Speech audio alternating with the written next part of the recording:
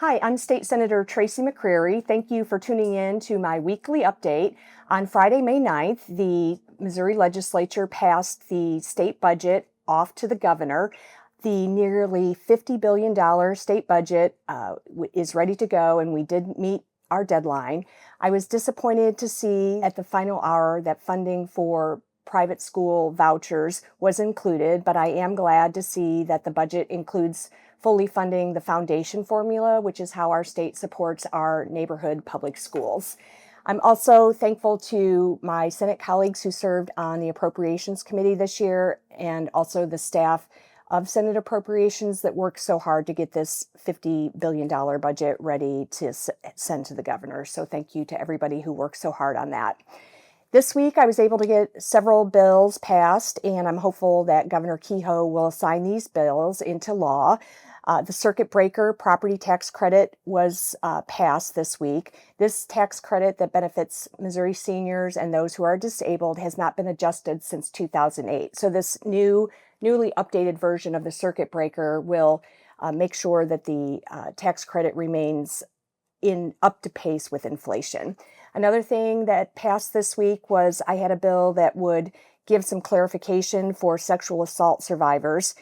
This bill clarified state law so that if someone is a survivor of sexual assault and they go to a hospital, they're going to go to the hospital that can help them with proper care. For example, there would be a sexual assault nurse examiner there who is trained in trauma-informed care. So this was just something that I think will help survivors all around the state of Missouri. Also, another victory this week was the Affordable Housing Assistance Tax Credit Program made it across the finish line. This is a tax credit that will benefit things all around, entities, nonprofits all around the state of Missouri.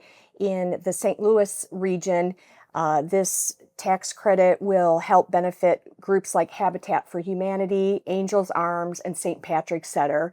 It doesn't increase the budget. It just allows for flexibility within this program so that entities that are providing affordable housing can also use some of that money to help the people that are actually impacted by lack of access to affordable housing. And one other victory that our office had this week was the Champion for Children tax credit made it across the finish line as well. This tax credit will help CASA, child advocacy centers, or crisis care centers with funding so that they have the tools that they will need to work with our most vulnerable children. I'm really proud of the work that I was able to accomplish this session. I wouldn't have been able to do it without my staff, Emily O'Loughlin and Hannah Dolan. They're amazing. If you ever get a chance to thank them, please do.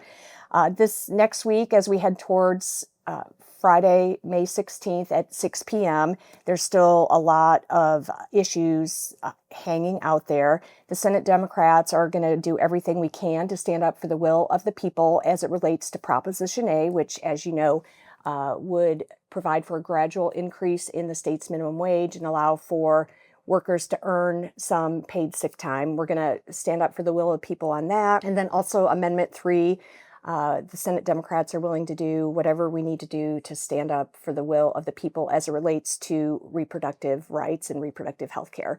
So thank you so much for tuning in. As we head towards May 16th, things are moving really quickly. Feel free to reach out to my office if you have any questions. We're happy to update you on the status of anything you're interested in.